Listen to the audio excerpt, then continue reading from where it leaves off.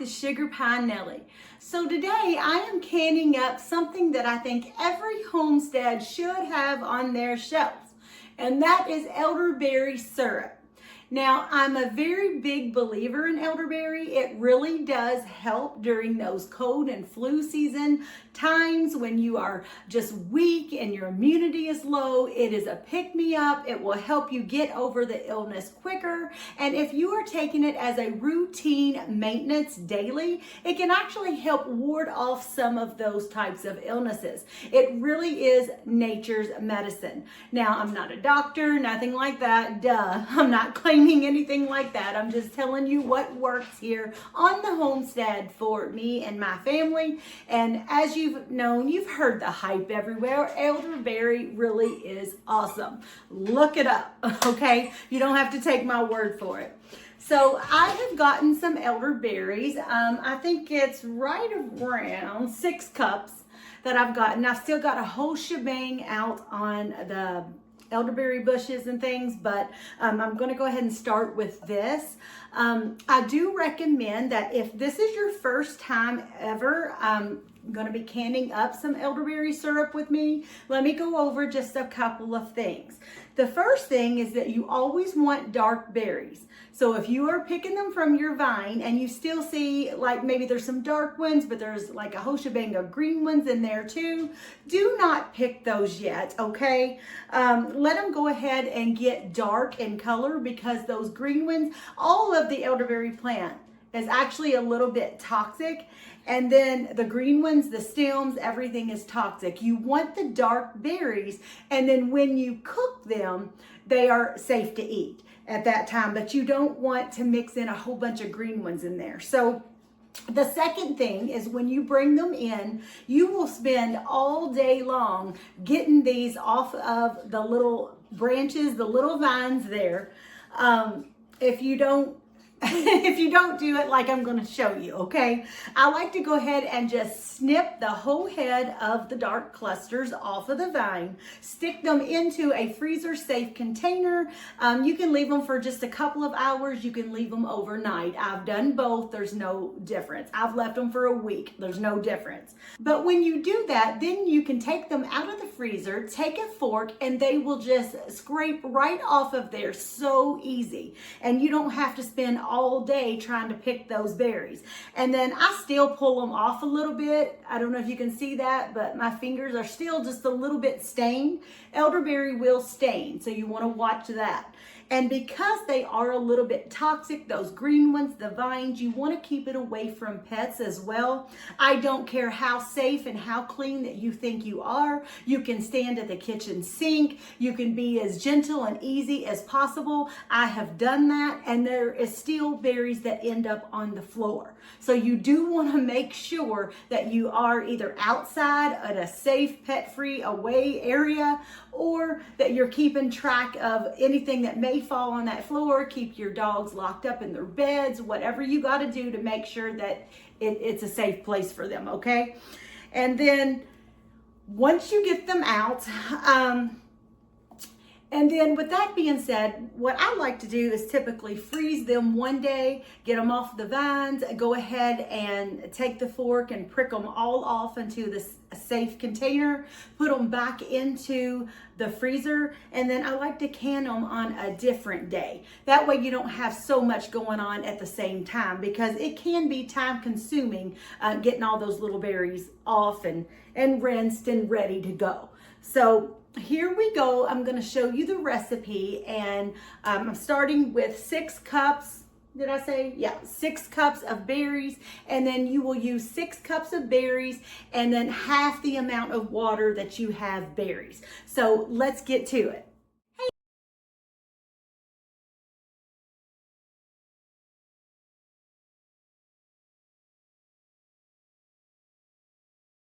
Okay, so the first thing that I do is put my jars and lids in the canner.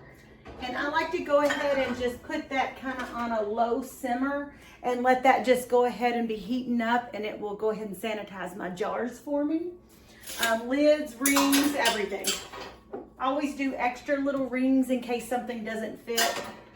But just throw that in there. And then, so once this is finished, we are just going to strain our mixture.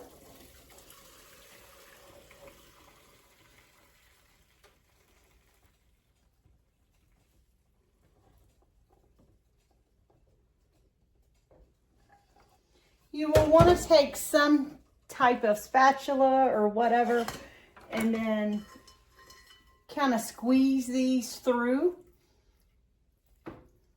Get all that excess juice out.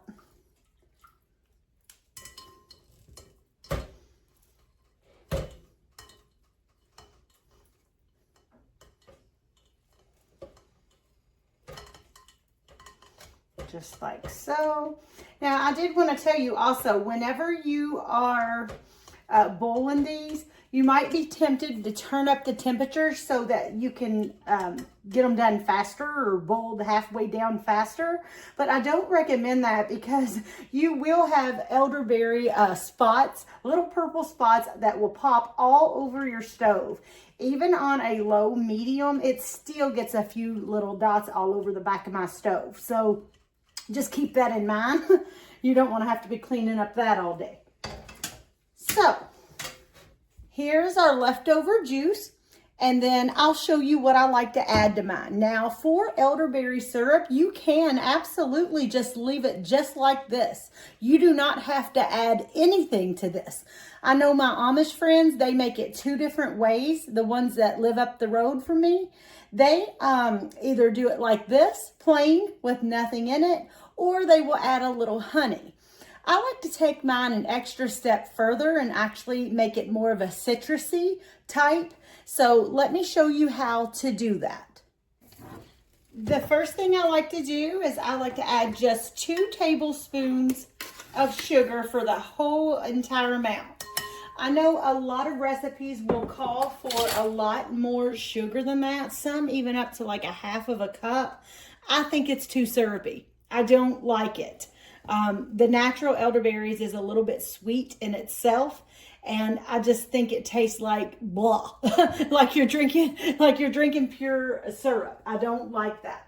So I just add a couple of tablespoons of that. And then let me cut this. I'm going to add the juice of just 1 lemon.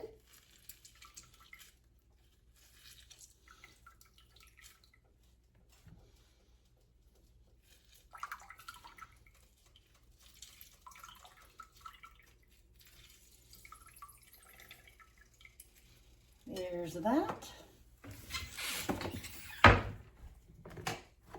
And then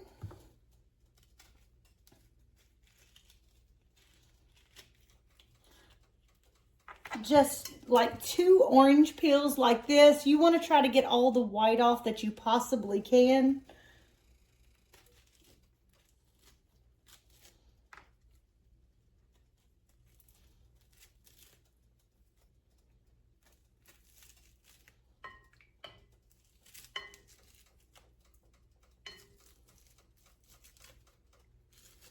Like that.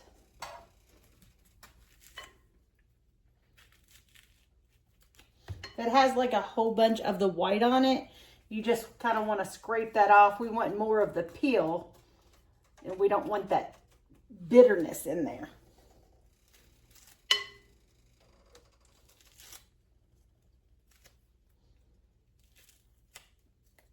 So just 2 of these.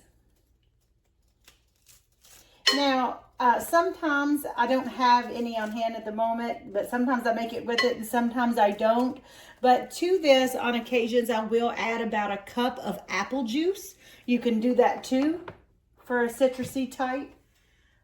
And then to this, I will add just about 3 or 4 cloves. Now, some people, you have to be a clove lover. Some people either love them or they hate them. I absolutely love them, especially when I'm using orange pills. So all we're going to do with this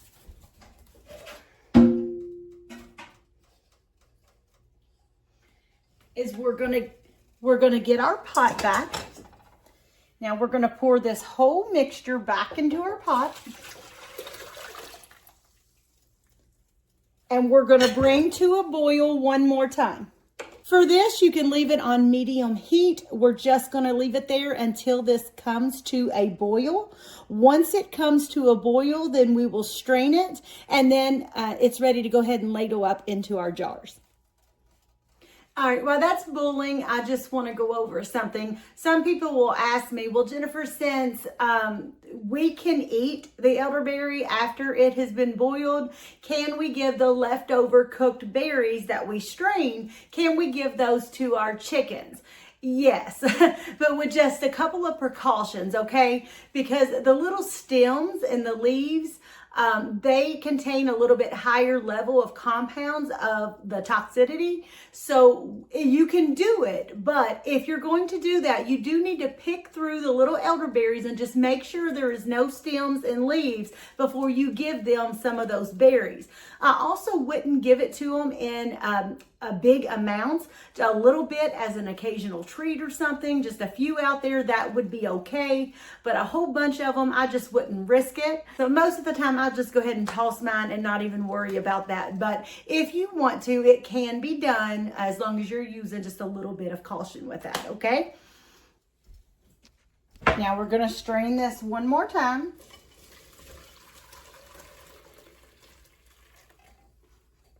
Like that.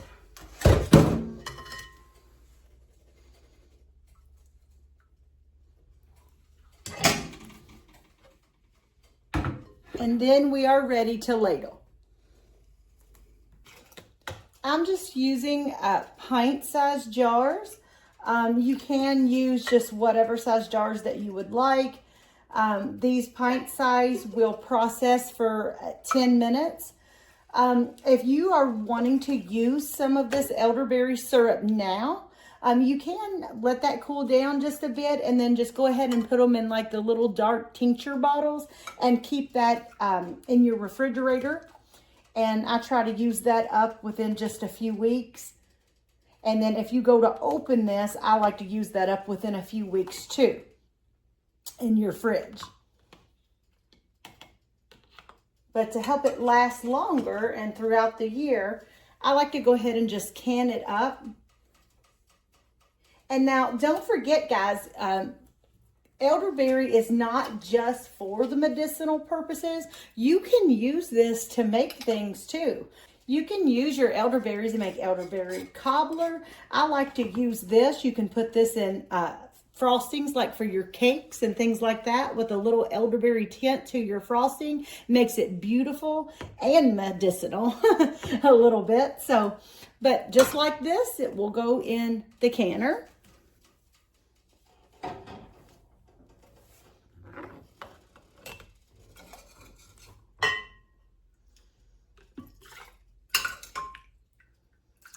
And I try to be extra careful that I don't splatter this because like I said, it stains everything. If you are making this, I would recommend either an apron or a top that you don't really care about because if you splatter yourself, it's not coming out, okay? I think I got enough to finish this one. I did 3. I wasn't sure how much this would make, but so 2 pint size. And a tad bit extra. And remember, that was 6 cups of elderberry. So 6 cups makes an average. If that gives you a little measurement there, it makes right around 2 pints.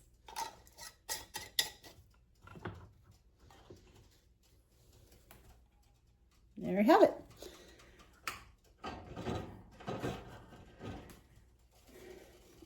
Okay, so I'm just going to finish filling up the canner with water, get that on a canning, and then they will process for 10 minutes. Let them rest here on this cutting board, or you can use a towel, whatever. But I'll let them just sit overnight. And then I do have a whole shebang more on the vines. This is just our first little batch. And but normally we have right around, I think, 4 elderberry bushes, and we let ours just go wild. They're absolutely beautiful out there, but we get a whole shebang of those berries, and it's enough for us, a family of 4. We will have a whole shebang of these to put up, but we get way more than what we need every year just off of those 4 bushes. Now, I did want to mention that my elderberry syrup for medicinal purposes, I only use the 2 tablespoons of sugar, and that's because I want to keep that more for medicinal purposes. I don't want to add a whole bunch of shebang of sugar to it because it is for health purposes and things like that, and I think it defeats the purpose, okay? When you're sick, you're really supposed to lay off of the sugar, so why would you put a whole bunch of sugar in your medicine? It don't make sense to me, whatever. But now if you are making jams or even like a syrup for pancakes out of elderberry syrup, I will add additional sugar. So the 2 tablespoons is just enough. It takes that sting of the bitterness out. So it's very tolerable even for children to take. But now if you want it just a little bit more sweet than that, go ahead and add just the amount that you would prefer, okay? This is just for me and my family. It's not overly sweet, but it's not so bitter that it isn't tolerable even for kids to take. So that's just my take on it. I will see you next time here on Sugar Pie Nellie. You guys have a great day.